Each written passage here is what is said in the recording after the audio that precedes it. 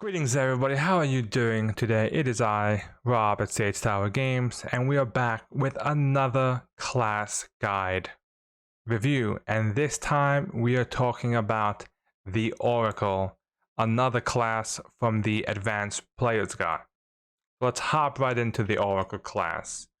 Now for those that aren't that familiar with the Oracle was in first edition, it was similar to a cleric, and that you had divine spells, but you had a bit of extra features. It was almost like a cleric and the witch kind of fused, as you didn't gain your powers from a deity, but instead from some revelation of some divine power. But because of this revelation, you also were cursed and had a bit of a negative effect to you as well. So we'll see how this plays into the actual class come 2nd edition. So as always, we're using Archives of Nethys. I suggest anybody, as I mentioned time and time again, to use this website. It is a good website. It is officially approved by Paizo, so definitely check it out. Let's hop right in. So you can see right off the bat, they are a charisma-based class. That is their main class, key ability. 8+ con modifier, so you're decently a hardy character. Not as hardy as some of the melee classes, but decent enough. This is just some key terms. Curse bound, we'll go into a bit later as when we go down there, is basically spells that are related to your curse, and they actually improve your curse if you use them. So with that, let's hop right in. Trained perception, expert in will, religion. You can see they do have divine spells, so similar to a cleric. They have only simple and unarmed and light and unarmed, so not that heavily geared up. And you have your divine spell casting as always, and your heightened spells, cantrips. That's all the same. There's no change there. Here's where the new thing is: mystery. So as I mentioned, you get this divine power that kind of comes and gives you this knowledge. So you choose your mystery, and with it comes a few different things. You gain revelation spells and the option possibly to gain domain spells related to that, similar to how a cleric would gain domain spells. But you also gain a curse as well that would affect you as you play your character throughout the game. So revelation spells. You see, so these are your focus spells, as some other classes have focus spells or different names for it. This would be your type of a focus spell. And so here's the key point. Casting a revelation spell costs 1 focus point and increases the effects of your oracular curse. That means whenever you use those focus spells, it's actually increasing the curse that's affecting you and making things either better or worse for you. You start with a pool of 2 focus points, so that means you can cast 2 spells right away, and you can regain 1 point by refocusing. As always, they automatically heighten to half your level, rounded up. They don't require spell slots. That's similar as that. This is what we mentioned before, that curse bound trait. Your curse. So this is a lot. You see, as you guys see, it's actually quite a few paragraphs. But I'm going to start right over here, because this is where it kind of starts. Your curse progresses to a minor stage the first time you cast your revelation spell. So that means you prep your spells in the morning. The first time you use your focus spell, it activates the curse. Now you're in minor curse. It stays in effect for 8 hours or until you rest. If you were to cast a second one, you immediately jump up to moderate curse effect. And we'll go into that in a bit to kind of show you guys what that means. The minor effect continues to affect you, although the moderate might still make some modifications to it. Then you can see it says at higher levels, as you cast more spells, you may even go to a major stage or to an extreme stage as well. And then whenever you refocus, it kind of brings you back down to minor. So here's drawing upon your mistress' power while your curse is at its worst causes an irreconcilable conflict between you and the source of your power. Immediately after casting a revelation spell, while under the moderate effect of your curse, you are overwhelmed. While overwhelmed, you can't cast or sustain any revelation spells. You can still refocus, but that doesn't allow you to cast any further spells.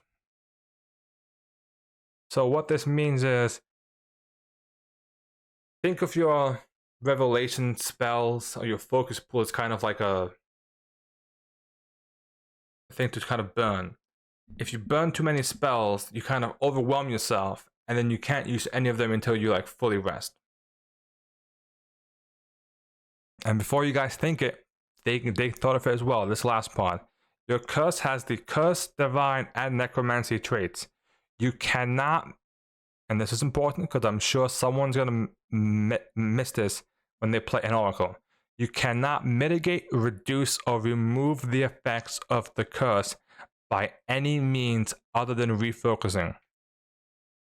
For example, if something makes a creature concealed to you, you cannot negate it by like True Strike or anything. Remove curse doesn't save you either. So your curse trumps any other effect. Obviously, I mean, if it came down to like a miracle or wish type situation, you know, that's up to the GM, maybe. But at that point, you should be high enough level that your curse isn't that much of a bother. Other than that, similar stuff. Your spells, you can swap spells out as you level up. Feats, signature spells, kind of gives you those spells that auto heighten basically. At level 11, you gain the Major Curse, which allows you to, instead of going from moderate to overwhelmed, you now go from moderate to major and then overwhelmed, and automatically increases your pool from 2 to 3. And then you get Extreme Curse at level 17, which, once again, instead of going from major to overwhelmed, you now go major to extreme. While extreme, you become Doom 2. And once every 10 minutes, when you fail an attack roll, skill, or perception check, you can re-roll it and use the second result. This does have the Fortune trait, which means obviously it doesn't stack with anything else. And it doesn't require you an action to do it. So for those who are a bit confused, we'll just open this up quickly. Doomed. The dying value at which you die is reduced by your doom value. So that means that while you are doomed 2, you technically now have if you hit dying 2, you die. So be careful about that. But for those once for 10 minutes, you kind of can re-roll any of the dice you want. And then of course, you're like a capstone or oracular clarity. You can add 2 common 10th level divine spells to your repertoire. You gain 1 spell slot for that. And you can also take oracular providence to gain a 2nd slot. So that's your 10th level divine capstone spell. So with that, let's hop into the mysteries and see exactly what we're working with. First one, ancestors. The voices of generations past speak to you and you hear their voices, such as the Shawanti Squaqua Skull Clan or the Torax Pantheon. And it gives you examples. So basically ancestral spirits kind of talk to you and channel themselves through you. Your benefit. The whispers of your ancestors have bestowed additional knowledge upon you. You gain an additional ancestry feat at 1st level, and another one at 11th level. And they cannot grant you physiological effects. You gain a trained skill, a free cantrip, your revelation spells are ancestral touch, ancestral defense, and ancestral form, and your domains are death and family. Curse of ancestral meddling. So, because you have all these spirits you're communing with, sometimes they may get in the way. So let's see what the effects actually do. Minor. One of your ancestors becomes predominant in meddling. The first time you gain this effect, roll 1d4 on this table to determine what happens. That ancestor gains guide you to use their preferred type of action. When you try to use one of the type of actions listed, for the other actions, you must make a check.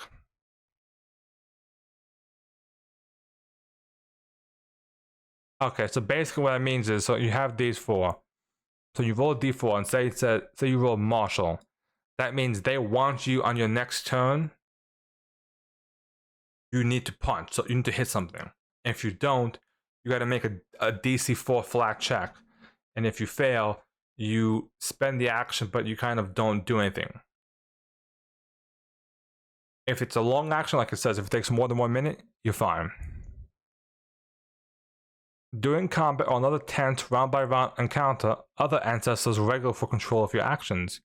When you roll initiative, and then at the end of each of your turns during the encounter, roll 1d4 and change your predominant ancestor appropriately.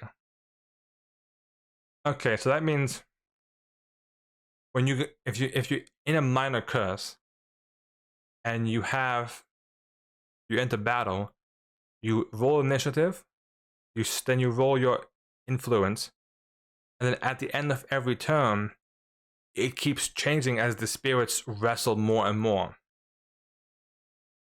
Your moderate curse goes up to a 6, flat check, and you gain this other benefit, which you can see now. You're actually doing more damage, +1 to skill checks, and you actually gain stronger spell effects.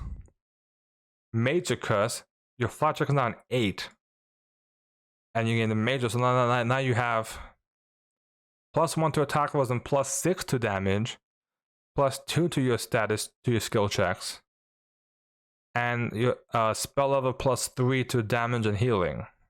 So your spells and your abilities actually get stronger the more you build that curse up. But you need to do what it says, or you lose, or you have a chance of losing your action. The next mystery is battle. The warlike forces and glory. Mystery benefit. You are no strangers to the trappings of warfare. You are trained in medium and heavy armor. At 13th level, if you gain the armor expertise feature, you also gain expert in these armors. Choose one weapon group that embodies your mission. You are trained in all martial weapons. So you gain martial weapon training for a specific group. And then you can also gain expert proficiency as well.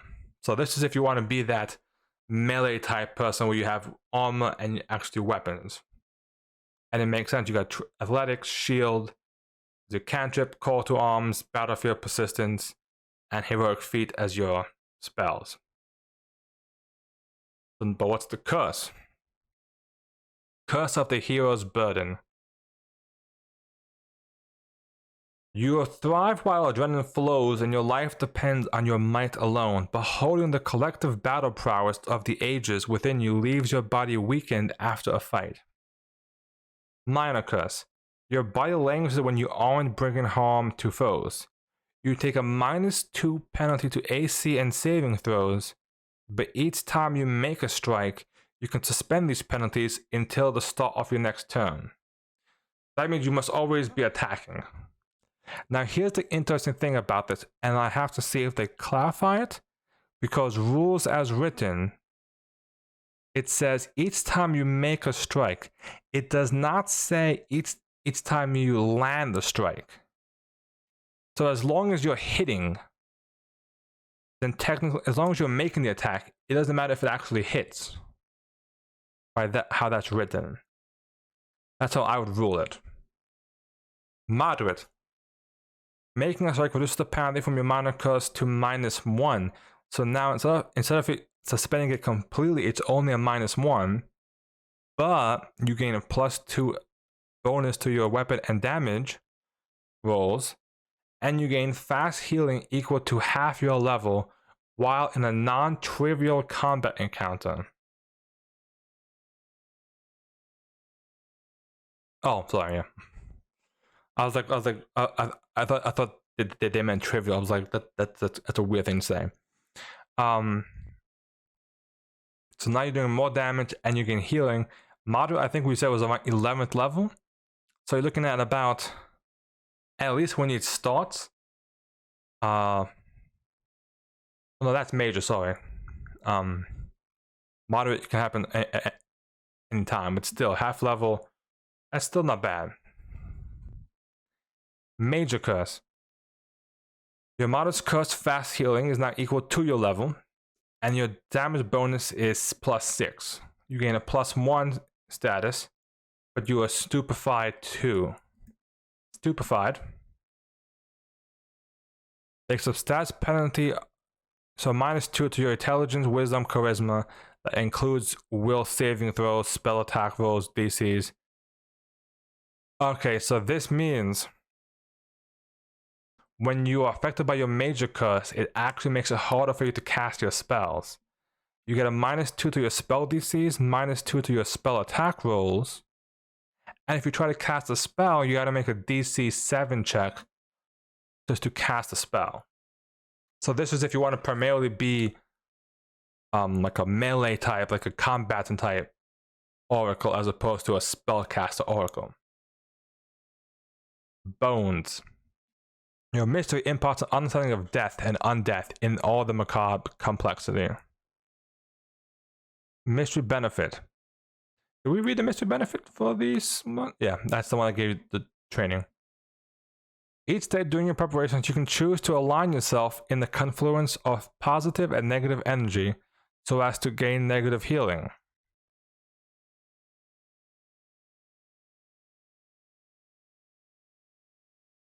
So that means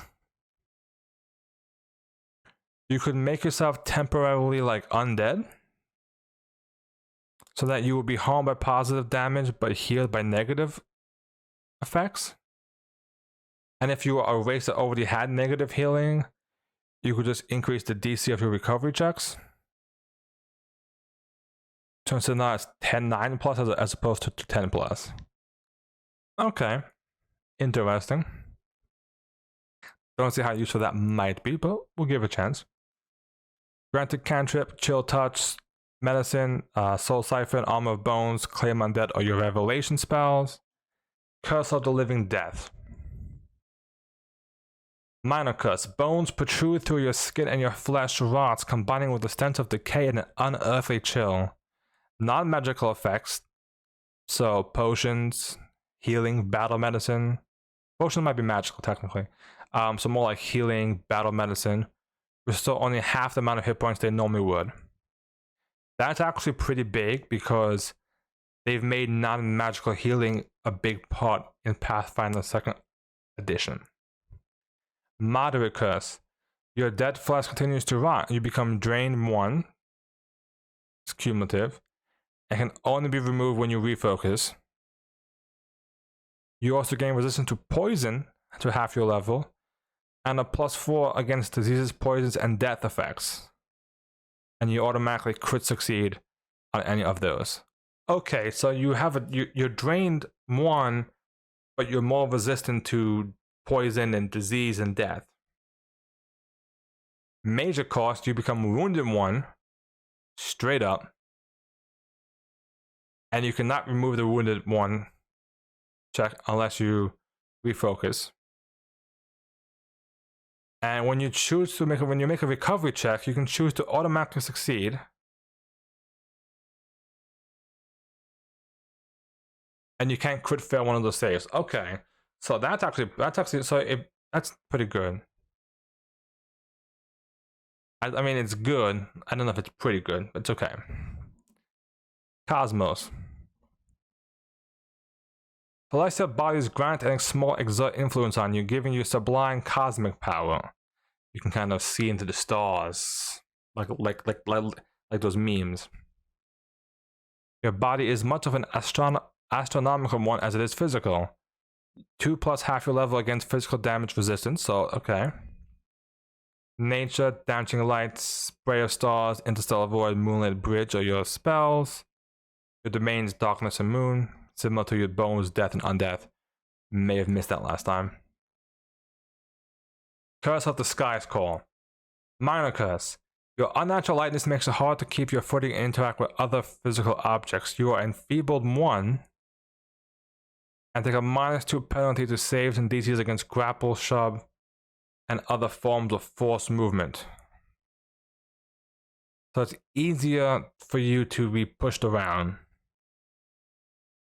because you're not as grounded as others. Your body is drawn further skyward. You're enfeebled 2. The penalty is now -3.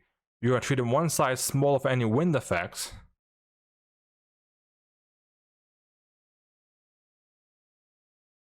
Against trip, so you're +2 against triple attempts, and you gain the effects of powerful jump, quick. So you kind of you're lighter. You weigh only half as much. That's weird. Major curse becomes enfeebled 4. Your minor curse is now -4. You can work on water basically, and you gain cloud jump, and you don't leave tracks or trigger pressure plates or anything on the ground. So basically, the more and more you use this curse, the less you're like connected to the ground. That's weird. Flames. Fire living at the center of the world, the center of the sun and civilization, the plane of fire. Okay. You have expert proficiency in reflex saves. It's kind of a weird thing just to give you. And this makes your reflex saves better. Acrobatics, produce flame, incendiary aura, whirling flames, flaming fusillade. Obviously a lot of fire spells. Makes sense. Fire and sun are your domains. You see flame and smoke wherever you look. Creatures further than 30 feet are concealed to you, and you cannot benefit from effects that will ignore that. So this is the one they give the example, where you can't see beyond 30 feet. Major curse actually starts to conceal you from other creatures, but they can kind of benefit from things that would allow them to see you.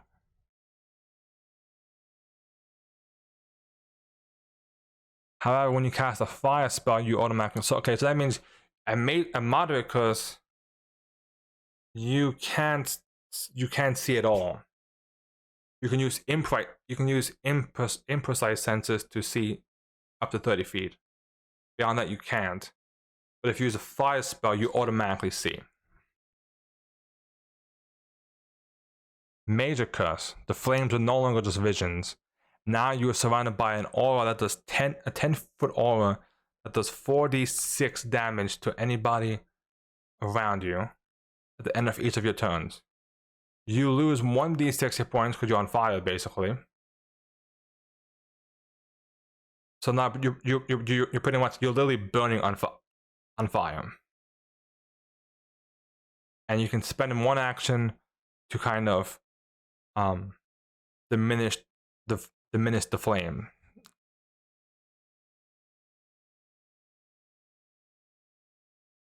And you can't knock yourself, and you can, if you fall unconscious, the flames don't stay burning.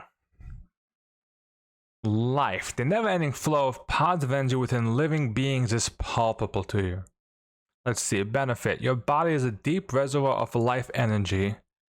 At each level you gain, okay, so you go from 8 plus to 10 plus your con for your HP, so you just have more HP in general. You get medicine, stabilize, lifelink, delay affliction, and life-giving form, and your domains are death and healing. Minor curse. Your life force seeps outward. Effects that restore hit points to you take a penalty equal to half your level to the number of HP you recover. So you have a similar effect where it's harder to heal you. The flow of life away from you can't be reversed. You can't be healed by magical effects originating from other creatures. However, if you are unconscious, magical effects can restore you to 1 HP but no higher. Okay, so this is an interesting one. When you cast heal, and everything you heal is living, you do D12s as opposed to D8s. But magical energy doesn't affect you as much. So you're a better healer, but you can heal yourself as well. Whenever you finish casting a non-cantrip spell, you restore hit points equal to the spell level to your choice of either one target of the spell or the creature nearest to you. Can't heal yourself. That means you can heal either the person who you hit with the spell or the creature nearest to you. Okay, so a little bit of a beneficial healing as well. Major curse. Life energy flows tears through you to empower your magic. Each time you cast a spell 5th level or higher, that takes 2 or more actions, so basically almost all of them, you disperse positive energy in a 30-foot burst with the effects of a heal spell 4 levels lower. You don't oh wow. So that means, say you cast a 5th level spell, you then, as just a consequence, you get a level 1 3-action heal spell that just pops off in front of you. You don't heal from there. Instead, you lose double the number of hit points rolled for the heal spell. So I think it's what, level 1, I believe, is like 1d8. So you're looking at 2d8 basically, potentially, of hit points lost. Heal everybody else. Okay, that's weird. So it makes you a better healer for everybody except yourself. But they make up for it by giving you a 10 plus, by giving you more health in general. Lore. Knowledge and information comes freely to you. You hold more mystical knowledge. You get 1 additional spell. That's pretty good. You get 1 additional spell for each level. You got occultism and a lore, read aura, brain drain, access lore, dread secret. Just for the fact that you get brain drain as a spell name, that sounds cool. Knowledge and truth. You take a -4 to initiative, as trying to understand the information around you makes you slow. That's a pretty big hit. -4 to initiative. The flow, let's see.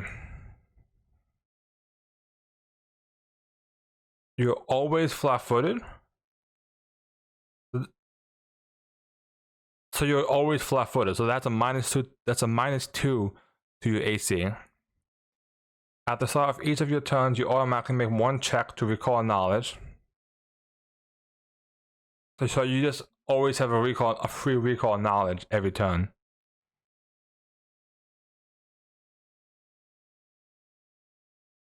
And in Major Curse, you can understand every language, but you can't speak or communicate. And you must do a DC 5 check to cast a spell because you can't speak. So you know everything, you understand everything that everyone is saying, but you can't say it back to them. That's weird. Tempest. The fury of the winds and waves pounds in your heart. Okay. So we had the fire one, now this is like the water one. You can see perfectly through wind and water, and you can send electrical charges through both. You never take penalties to perception from the elements, and they don't make anything conceal from you. When you deal physical damage with a non-cantrip air or water spell, you deal 1 electricity damage per spell level. Okay. You get Nature, Electric Arc, that's a good cantrip. Tempest Touch, Thunderburst, Tempest Form, okay. Curse of the Perpetual Storm. An aura of whirling storm warps up a 5-foot emanation around you in a space. It puts out any non-magical fires 1 round after they're lit or brought into your aura. That means torches are pretty much automatically blown out, unless it's an ever-burning torch. Electrical energy builds up in your storm, turning you into a lightning rod. You gain a weakness 2 to electricity, and any spells, okay, there are a number of spells that say if you're wearing metal, they have different effects. So that means you automatically suffer those effects. Your Moderate Curse, the wind goes up to a 10-foot emanation. -2 penalty on range attack rolls using any physical emanation that target you or originate from you. So you're probably not shooting much with like a bow or anything, but -2 penalty on attack rolls against you is not bad. Your weakness is now 5 or half your level, whichever is greater. But the rain also gives you equal amount of fire resistance. Okay, so you gain fire resistance because you're just always wet. Major Curse. I have a 15-foot emanation. High wind blowing outward in the aura impedes creatures' progress. It is difficult terrain for anything that's large or smaller. That's what we would say that. And for large and small creatures on the ground, and for huge or smaller flying creatures. Okay. Any creature that touches you takes 1d6 damage. Alright. So let's recap. We have Tempest, Lore, Life, Flames, Cosmos, Bones, Battle, Ancestor. So that's about 8 different mysteries. Now, Ancestor 1 is a pretty cool one. It makes you a bit of an RNG type of character, because obviously your effects might change. But the benefits are really good. Battle, I feel like, is also really good. The weaknesses aren't too bad, but the fact that you gain healing, I mean, sticking around the Moderate Curse, the moderate one isn't bad. You don't get the stupefied effect. Bones is probably on the lower end for me. I feel like for Bones, that negative healing issue isn't much of an issue. Drain 1 kind of sucks, but you have all the bonuses to all your death effects and disease and poisons, which could come into play depending on the campaign or whatever, story you're doing. Cosmos feels very weird to me. This is a very weird one. Like, all these effects just get a powerful leap, quick jump. I just don't like. It's just really weird.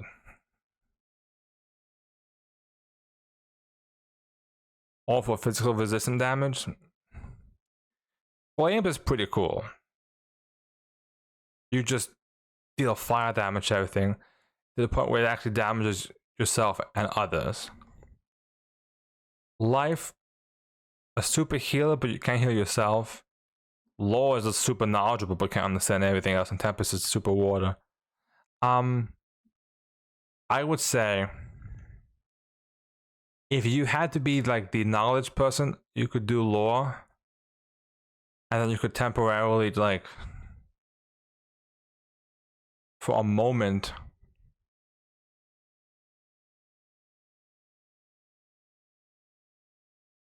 can, see, that's a catch.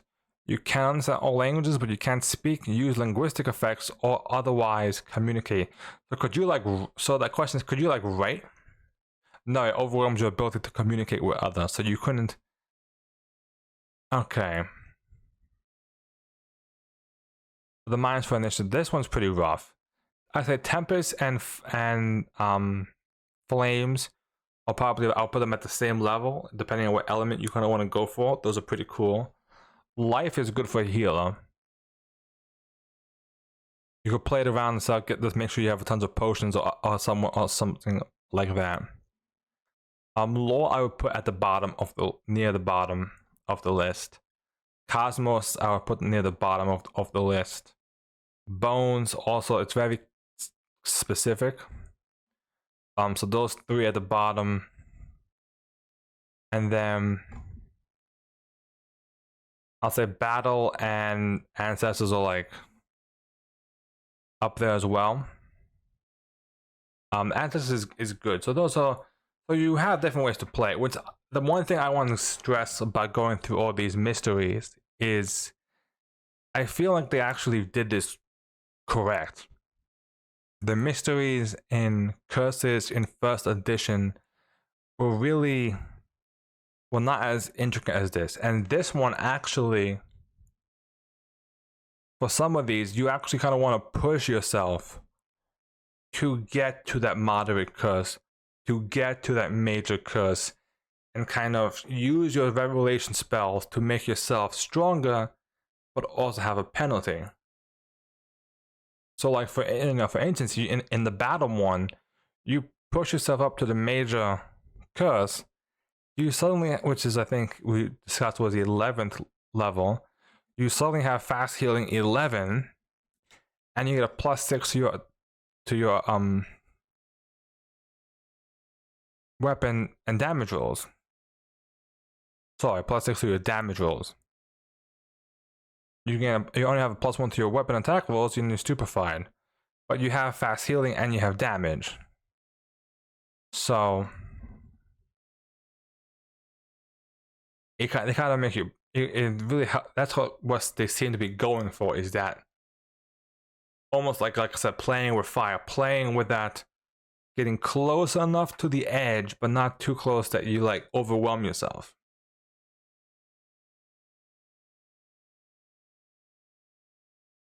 I'll hop over to the feats quickly. There's a lot of feats, and I'm not gonna go through all the feats because they are basically various variations that kind of improve other aspects of your class. There's a lot of meta magic feats for those of you that are aware what those are, like Reach Spell, Widen Spell, and ones like those. The ones that I will like to make key points on are Advanced Revelation. So if you want that second spell, it is a feat at level 6. Same with level 12 for the greatest spell. And Domain Fluency is this if you also want, I think there's a Domain Acumen. Domain Acumen gives you the domain spell from a domain. So remember they talked about having domain spells as well. And then you also have these super capstone feats. So with all that being said, what do we think about the Oracle? I think the Oracle as a class is interesting. Where they fit in the party structure is a bit odd. You can build it as a cleric, but without being just a cleric.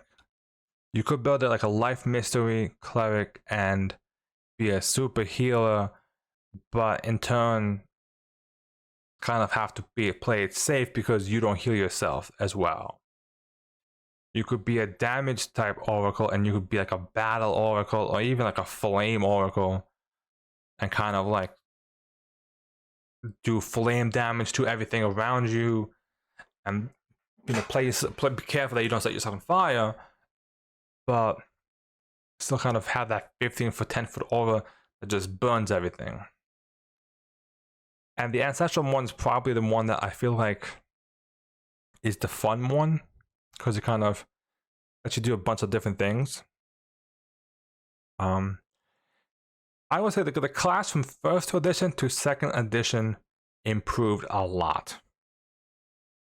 I think the class is a lot more interesting. I feel like in first edition, Oracle was basically cleric with some weird stuff to it.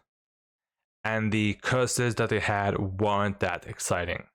They didn't have this dynamic flavor to them that, like, you almost wanted to really delve into your curse. It was almost more like you had a penalty. Some of them, I think, were like you were just blinded permanently or something, like stuff like that.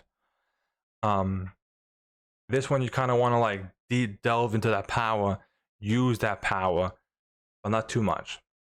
So I definitely think they improved on the class. That being said, do I think that they are gonna be a major class? I think they would be a class for people who have to, and I say have to, like, or feel like they need to play a cleric, but want something a bit more exciting. And the reason why I say that is because a lot of people have this conception with clerics that they aren't the most exciting class because they just heal. But clerics can do a lot of stuff. They can do a lot of damage. Don't sleep on the cleric. And the Oracle kind of gives you that little unique flair to it. So I don't think you'll see many Oracles really being built. I feel like it's a very niche class. But I think that if it's built well, it could be a very memorable character and one that can really make for a unique experience playing. So if you guys have built any Oracles, post them down in the comments. Let me see what you guys' thoughts are, what mysteries you guys liked, what combos you thought worked. With that, I will be wrapping up, and I'll be working on my next video soon, which will be the last class from the Advanced Player's Guide, the Swashbuckler. And with that, we'll finish the Advanced Player's Guide class review. Thank you guys for watching. This one, it was a bit of a medium one, but there was a lot here that we had to kind of unwrap and delve deep into. Thank you guys for watching.